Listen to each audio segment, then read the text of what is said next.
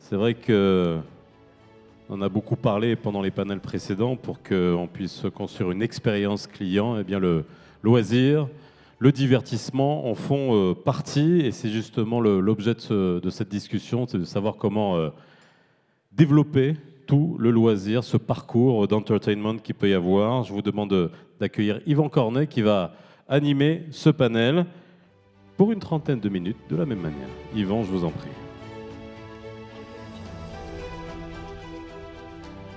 Good afternoon, everyone. Bonjour à tous. It's a real honor to be here and to discuss the matter on how to enhance leisure and mixed-use developments, especially, of course, in the hospitality sector. We've heard almost all the previous panels. They've been talking about mixed-use development, and I think in today's hospitality landscape, mixed use is even more important than before.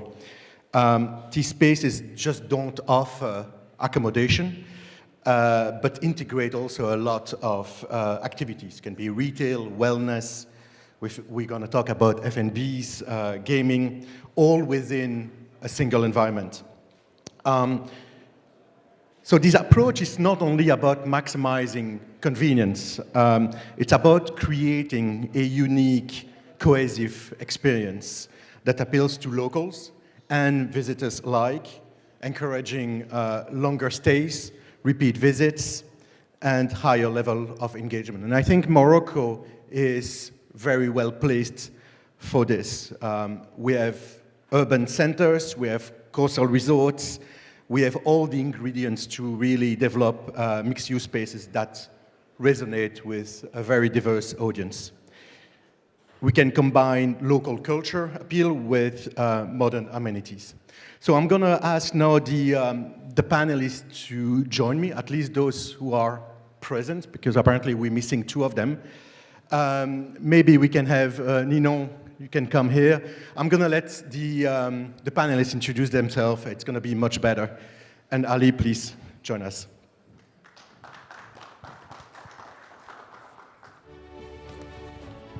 So we're going to start with these two panelists. They'll have a better chance to sell their spiel, so it's going to be even better. So maybe Ninon, we can start with you. So it's going to be mixed French, English. I think we have both French speakers, so on peut continuer en français. For those who have the headsets, please put them on if you don't speak French. Ninon, Lamotte, bonsoir. Bonsoir à tous, bonsoir Yvan. Donc je suis Ninon Lamotte du cabinet Voltaire Baillegis. Voltaire, donc, nous sommes un cabinet de conseil spécialisé en développement de projets touristiques, hôteliers, de loisirs, culturels, mixtes. Donc voilà, on accompagne vraiment les porteurs de projets dans ces développements-là. Donc moi je suis directrice Afrique basée à Abidjan et le siège est à Paris et j'ai le plaisir de vous annoncer que nous ouvrons un bureau Voltaire à Casablanca. Donc voilà, je suis ravie d'être ici parmi vous. Ok, première annonce de cette session, donc un bureau Voltaire à Casablanca. Je suppose que tout est encore secret, donc on ne va pas trop rentrer dans les détails pour l'instant. Ali, si tu veux te présenter les différentes activités sur lesquelles tu travailles. D'abord, je vous remercie. Je suis ravi de prendre la parole dans cette conférence de Morocco Showcase.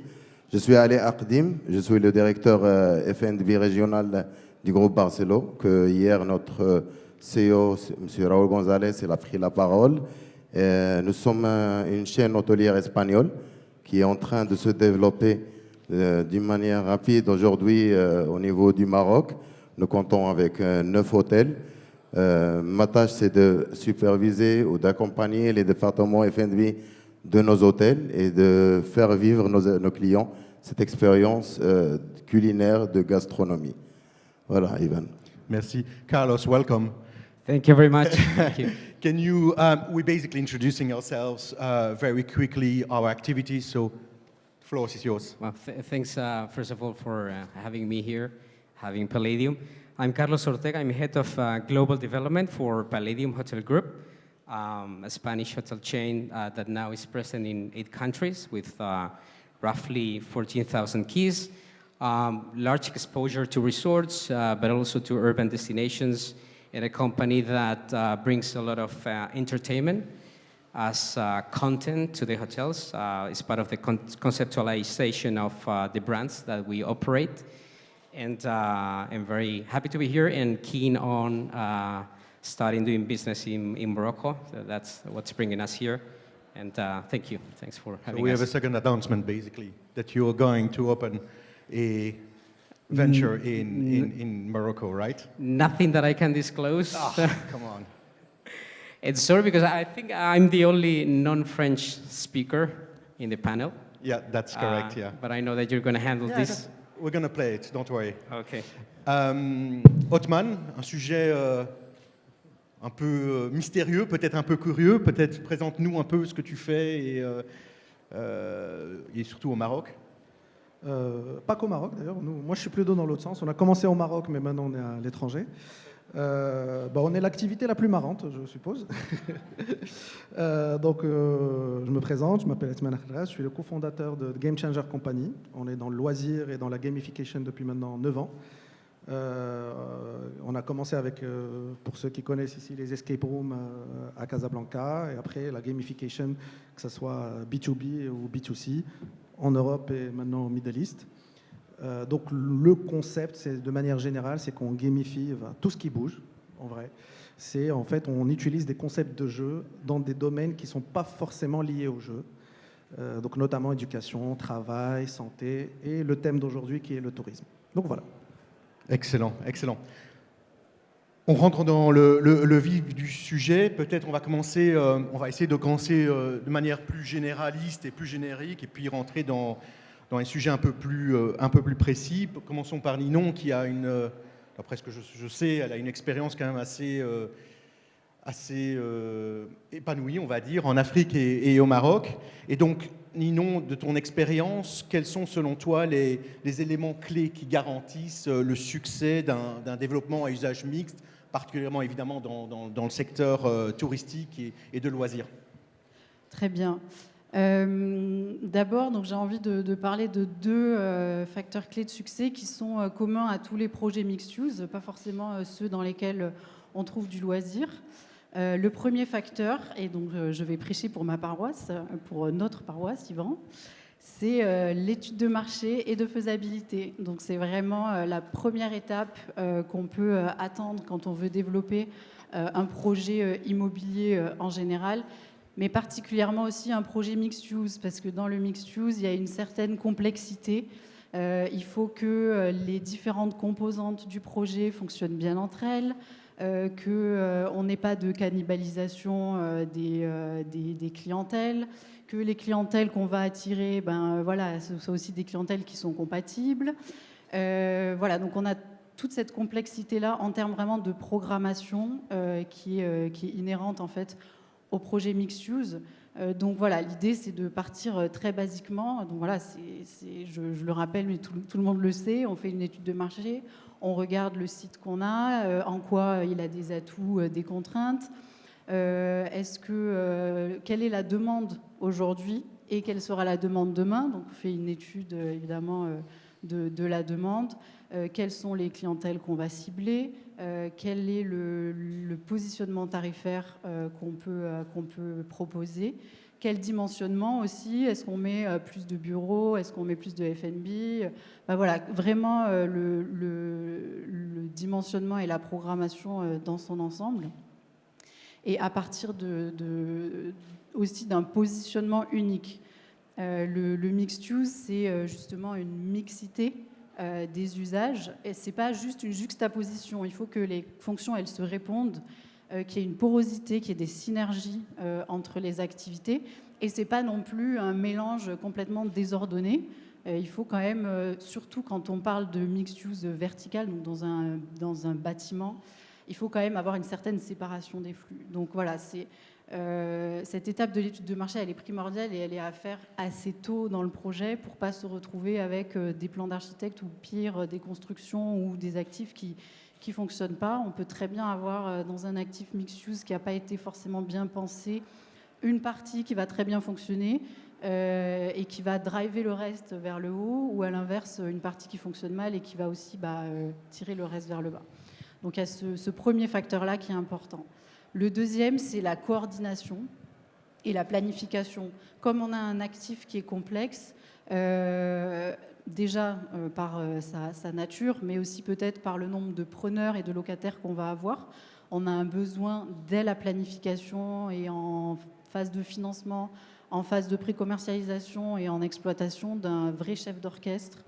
Et ça, c'est vraiment une spécificité liée au mixed use.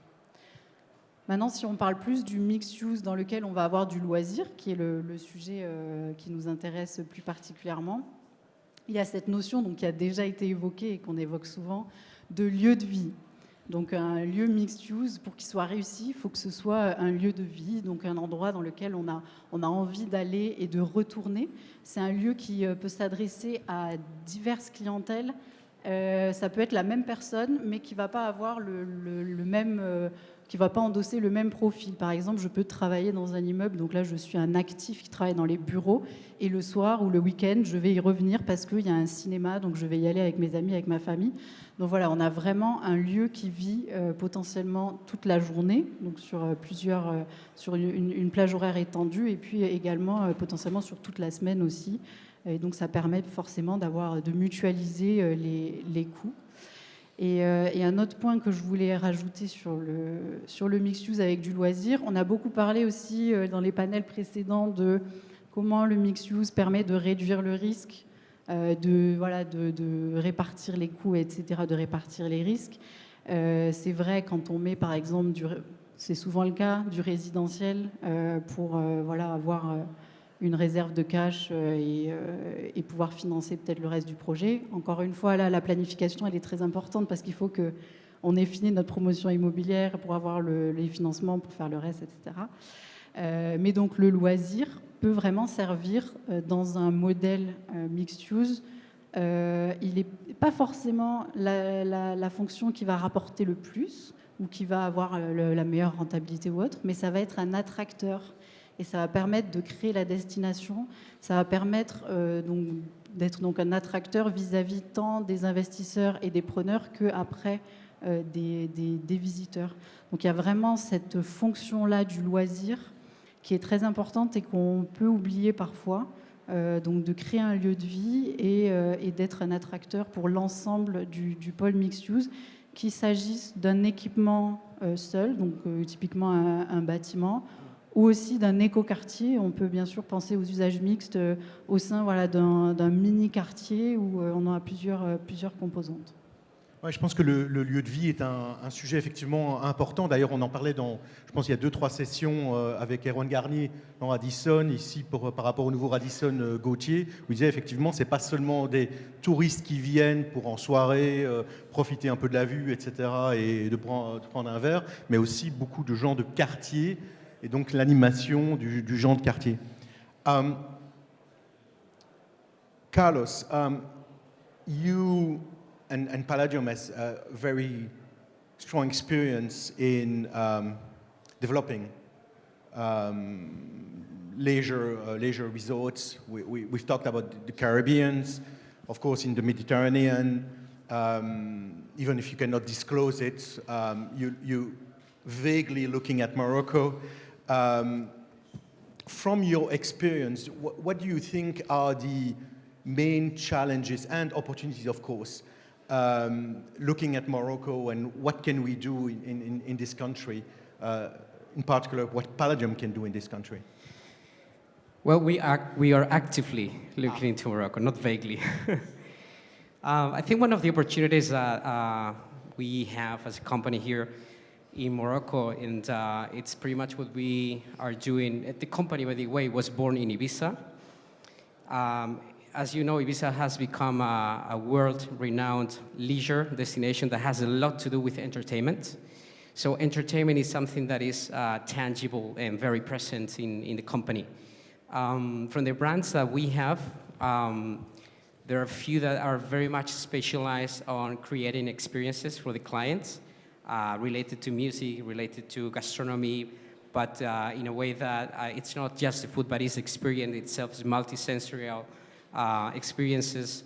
As an example, we have in Ibiza, we developed the most expensive Michelin star restaurant in the world. It was a statement that we wanted to do, that Ibiza is not just what it used to be back in the 70s and the 80s and beginning of the 90s, which was a low-end destination. And we created this concept. We wanted to be the most expensive restaurant, and we developed this successfully. And we developed this by merging different experiences around food. We also have, as an example, Ushuaia, which is a hotel that combines concerts from the major DJs in the world on a daily basis. We usually do around 120, 130 concerts during the summer season, the 5.5, 6 months summer season in Ibiza. And these are things that we could be bringing to Morocco. When we look into Marrakesh and what it represents in terms of leisure destination, also in terms of performance, because actually, if you look at the top performing hotels in Marrakesh, it's amazing what they have achieved. You hardly find in a purely leisure destination, you're putting aside all the European capital cities, Paris, Milano, London, you hardly find that level of ADRs. So we want to be part of that, and I think that is within this entertainment component where we can really stand out and bring something different. Ok. Je vais un peu construire sur ce que disait Carlos, mais aussi sur la présentation F&B's de Daniel Morgan. Ali, comment, selon toi, les offres de restauration peuvent renforcer l'attrait de ces centres ou de ces développements, notamment en créant cette expérience, tout le monde parle d'expérience, cette expérience pour les visiteurs. Et comment, bien sûr, Barcelone le fait, bien sûr. Oui, effectivement, comme vous avez dit, Ivan, et j'ajoute à ce qu'ils ont dit les collègues, l'expérience, c'est une clé très importante qui joue un rôle dans le développement d'usages mixtes. Et chez Barcelone, par exemple, notre F&B ou notre gastronomie, il se base sur création de concepts gastronomiques qui tournent autour de faire vivre nos clients des moments inoubliables. Et vraiment, c'est quelque chose qui est très attractif pour ce type de projet ou de développement. Parce que les gens, ils ne viennent pas seulement pour se nourrir, mais pour découvrir. Et ça les mène à passer tout leur temps sans aller chercher ailleurs leurs besoins de nourriture ou de boissons. Aussi, je peux citer cette synergie des usages, c'est-à-dire même les résidents, les employés dans les bureaux, ils n'ont pas à aller perdre de leur temps et ils ont aussi à côté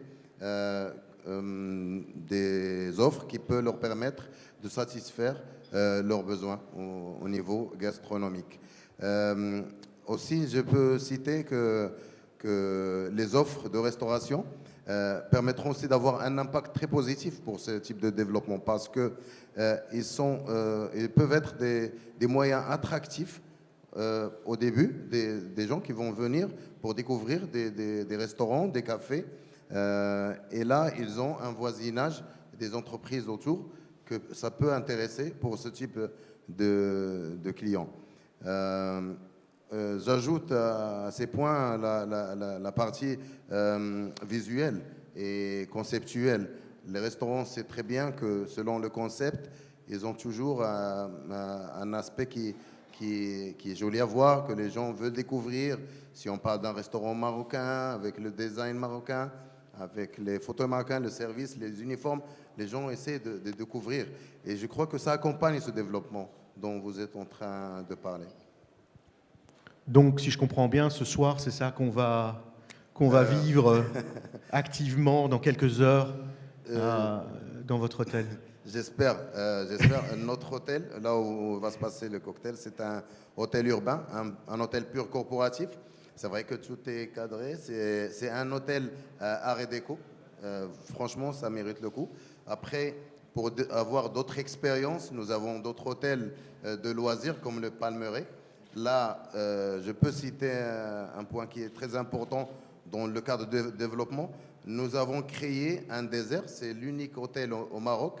Je ne sais pas en Afrique parce qu'on est en train de chercher, on n'a pas encore découvert, qui a un désert en plein hôtel. C'est-à-dire on a fait l'esprit Agafay, l'expérience Agafay, dans l'hôtel élargi sur 4 hectares avec des chambres forme tente berbère, mais très commode à l'intérieur, c'est-à-dire avec toute la technologie, mais derrière, pas en face des clients. Et bien sûr, on est en train de construire des concepts gastronomiques pour faire vivre des clients, des expériences du désert, mais bien sûr plein sécurité dans un hôtel 5 étoiles avec un service aussi de 5 étoiles. C'est très tentant, effectivement. Othman, je vais poser exactement la même question. Si on veut. Comment est-ce que le gaming renforce l'attrait dans ce genre de développement mixte? Je sais que vous êtes sur Alpha Place notamment. Comment est-ce que ça améliore l'attrait des visiteurs dans ce type de développement? En fait, j'aimerais bien rectifier une chose et expliquer la différence entre gaming et gamification. Parce que souvent, on a cette tendance à dire la même chose. Le gaming, c'est l'acte de jouer, en fait. En vrai, c'est l'acte de jouer à un jeu vidéo ou à un jeu quelconque. La gamification, c'est comme j'ai dit tout à l'heure, c'est appliquer des concepts de jeu à des domaines qui ne sont pas liés au jeu. Donc, en fait, là, on parle plus de gamification que de gaming. En fait, voilà, la gamification ou la ludification en français, c'est un process d'innovation, enfin innovateur, pour rendre des choses, des activités quotidiennes qui sont plus ou moins ennuyeuses et fades, extraordinaires, engageantes, fun, etc. Donc en fait, notre job, c'est un peu de rendre l'ordinaire extraordinaire. Donc l'exemple le plus courant pour le tourisme, c'est effectivement découvrir la Médina autrement, avec une chasse au trésor, avec un escape game outdoor, avec de la réalité augmentée, avec toute activité, découvrir les monuments autrement, etc., etc. Donc, le loisir fait partie de cette catégorie. Nous, en fait, on est acteur d'escape room, mais pas que. En fait, on a pas mal on a transformé même un riad au sein de la Médina. On a un escape game, on l'a appelé le Riyad Escape Room, et donc on a été sollicité d'ailleurs, enfin félicité par Forbes dans le top 5 des team building, parce que il y a aussi la partie MICE qui est très importante. Donc on est présent sur Marrakech et Casa avec les lieux physiques, et surtout en fait présent un peu partout avec les chasses au trésor et les activités qui sont plus non pas physiques mais digitales, ou parfois figitales. Donc aujourd'hui, le touriste quand il arrive, il cherche une expérience avant tout. Donc en fait, les gens ne cherchent plus juste à visiter, ils cherchent l'expérience, ils cherchent à emmener des souvenirs avec eux. Et nous, on les aide à créer ce genre de souvenirs et à provoquer le bouche à oreille. Ils se disent, voilà ce que j'ai vécu. Donc le tourisme d'aujourd'hui, on ne peut plus parler juste d'une visite simple. D'ailleurs, si on prend l'exemple des escape games, c'est devenu l'attraction touristique numéro 1. Quand c'est arrivé à Budapest en 2012, c'est devenu l'activité numéro 1 sur TripAdvisor. Ça a dépassé les visites des monuments sur Budapest. Moi, quand j'ai commencé il y a 9 ans, on a commencé au même moment que l'Europe. En 2014-2015, il y avait 2 salles à Paris. Aujourd'hui, on parle de plus de 200 salles juste à Paris. Donc, ce n'est pas juste un phénomène de mode, c'est vraiment un must-have et non plus un nice-to-have, parce que les gens recherchent de l'expérience, ils veulent aller plus loin, ils veulent découvrir autrement, donc notamment des escape rooms qui vont parler de l'histoire du Maroc, des chasses au trésor qui vont parler de l'histoire du Maroc, que ce soit à la Casbah à Tanger, à la Médina à Marrakech ou à Houbous à Casablanca.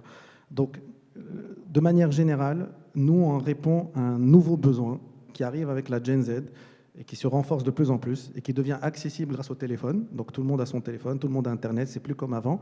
Et donc on répond à ce nouveau besoin qui vient avec la clientèle qui vient au Maroc. La question que j'ai, c'est que en matière notamment touristique, puisqu'on parle d'expérience touristique, est-ce que ce type d'expérience, quel est le type de personnes, parce qu'on parle de génération Z, qui effectivement participent à ce genre de... Est-ce que effectivement ça touche un public très large ou plutôt un public plus précis de jeunes, par exemple, qui ont cette vision de découverte? En fait, paradoxalement, ça plaît à tout le monde. Donc, en fait, on a tous un enfant qui veut jouer à l'intérieur de nous. Et c'est pour ça, d'ailleurs, que les escape games, par exemple, c'est l'activité numéro 1 pour les team building, parce que ça met tout le monde d'accord. Donc, quand vous voulez faire du karting, il y a des gens qui ne veulent pas, d'autres qui veulent. Faire du sport, ça parle qu'aux jeunes, pas aux plus âgés. L'escape game, c'est quelque chose qui parle à tout le monde et ça crée des sensations extraordinaires chez tout le monde. Maintenant, en fait, pour le loisir aujourd'hui, on est dans un contexte très compétitif. C'est-à-dire que aujourd'hui, la gamification, ce n'est plus juste pour faire plaisir aux touristes. Ça devient une nécessité dans un cadre très compétitif et ça crée aussi un nouveau écosystème dans le pays. C'est-à-dire, en fait, il y a de nouveaux jobs qui sont créés grâce à ces activités, grâce à ces expériences. D'ailleurs, j'en profite pour dire que nous, on a été sollicités, c'est nous les consultants de la SMIT, pour l'incubateur qui est censé accompagner 100 entreprises qui vont créer des projets pour la gamification au sein de l'écosystème touristique marocain, avec des subventions qui vont jusqu'à 400 000 dirhams par entreprise, c'est pas rien. Et tout ça pour créer justement cet écosystème qui est lié aux jeux et aux expériences. C'est hyper important. Je vais donner un exemple très parlant, parce que les gens ne réalisent pas l'importance de... Ça a l'air simple. Prenez une ville comme Ouarzazate. Une ville comme Ouarzazate qui brillait d'antan et qui a perdu pas mal d'hôtels, parce qu'à l'époque, c'était des all-inclusive, et ça a perdu son attraction. En fait, comme il n'y a pas d'expérience, il n'y a pas de loisirs, c'est devenu une ville escale pour aller visiter les Casbah. Les études aujourd'hui montrent qu'il faut au minimum fournir 18 heures, voire 20 heures d'expérience, c'est-à-dire il faut une heure par là, 20 heures, pour qu'un touriste, il va en profiter peut-être de 2 heures ou 3 heures, et il va rester, il va payer une nuitée en plus pour ça.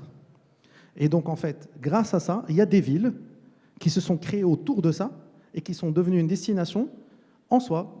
Les plus connus, c'est Las Vegas ou Dubaï, où ils ont créé un truc du désert pour rien, et avec rien. Et là, aujourd'hui, ça devient la tendance avec plusieurs villes commencent à s'intéresser à ce genre d'expérience.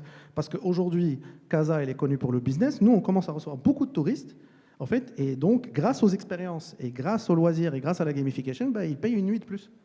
Et là, aujourd'hui, vous parliez de Mixed Use.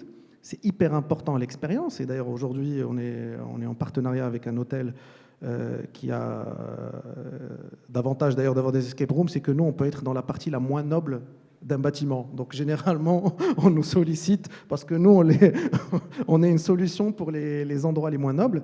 Et donc là, ils avaient 2 chambres et ils étaient sûrs qu'ils n'allaient pas les utiliser. On les a transformés en escape game. Et donc, c'est devenu un lieu de vie. Vous en avez parlé tout à l'heure. C'est la nouvelle génération d'hôtels qui deviennent des lieux de vie. Ali l'a bien dit, Monsieur Ali l'a bien dit, des Kazaouis, et non pas et vous l'avez dit aussi pour le Radisson Blu. Donc en fait, tout ça pour dire, on est en train de parler, c'est une évidence, on est en train de parler d'un truc qui est là, et les expériences, ça fait partie de notre vie, et il faut juste embrace it, comme on dit. Non, je pense que c'est particulièrement intéressant parce qu'effectivement, il y a l'aspect expérience et tout ça, mais il y a aussi une tendance, notamment parmi les hôteliers. Moi, je suis plutôt immobilier commercial, on va dire, plutôt que d'hôtellerie, où on transforme les keys en mètres carrés. Donc, utiliser aussi un maximum de mètres carrés. Et si on peut effectivement utiliser un back-office qu'on n'utilise pas pour améliorer l'expérience du visiteur, que du bonus, quoi. Exactement. Excellent. Excellent. Question for Carlos and Ninon. I'm going to start with Ninon. Is the aspect of local communities. I mean, how do you make sure that the development you're working on favor at the same time the visitors and the local communities, whether in urban areas or in the countryside? Ok. On peut parler en français. Hein. Je vais aller assez vite parce que je vois que le temps enfile. Donc il y a 2 aspects là-dessus. Le premier, c'est le lien qui peut être créé grâce au mixed use entre ces communautés locales et les touristes. Donc on a parlé notamment de l'exemple du Radisson. Voilà, on a un lieu dans lequel il y a des touristes puisque c'est un hôtel, mais c'est aussi un lieu qui est fréquenté par les locaux, donc les local communities. Et du coup, ça permet de créer, peut-être pas jusqu'à du lien social, mais en tout cas une inclusion sociale, un échange, une rencontre. Et ça participe aussi de l'expérience d'authenticité qui est très, très plébiscitée par les touristes. Le deuxième point, qui est un peu plus incongru et qu'il faut un peu plus travailler, c'est le volet vraiment social des projets mixed use, notamment quand on parle d'éco-quartier. On peut rajouter dans une programmation mixed use du sport, par exemple, du loisir, qui va permettre de répondre à un besoin vraiment très local, donc pour le coup du quartier, des personnes qui résident dans le quartier et qui du coup vont venir utiliser les facilities du complexe mixed use. Et ça va permettre donc pour le coup d'être vecteur de cohésion sociale, de lien social entre l'équipement qui doit surtout pas être en mode gated communities, mais qui doit avoir donc une porosité urbaine avec son quartier. Donc vraiment créer un lien entre l'équipement, les utilisateurs de l'équipement qui peuvent être des gens de la ville ou également des touristes, et les personnes qui vivent autour. Et ça, si c'est bien pensé donc dès la programmation et avec tous les partenaires, ça peut faire vraiment de très belles choses. Parfait. To conclude, Marcos, we don't have time, but I'm just stealing the time. Do you also, I mean, when you're developing this type of resort, I mean, do you also take care of the local communities around it, or how do you play that? Well, indeed, out of the ESG, the S is the one that we are focusing at the moment. We are aware that we are large employers. We have more than 14,000 employees in the world. In some destinations where we operate, the local economy is relatively fragile and strongly dependent on tourism. So the way we take care of the employees, and also we are helping them get educated to really make a career in our company or any other company, any other competition out there. And I think this is the best way actually to take care of them so they can really develop a career and for the economy to get more strength. And it's pretty social in our case, the ESG. That's perfect. I think that's the conclusion of our 30-minute panel. Thank you very much. Merci aux panélistes d'être intervenus. On les applaudit chaleureusement. Merci beaucoup, Yvan.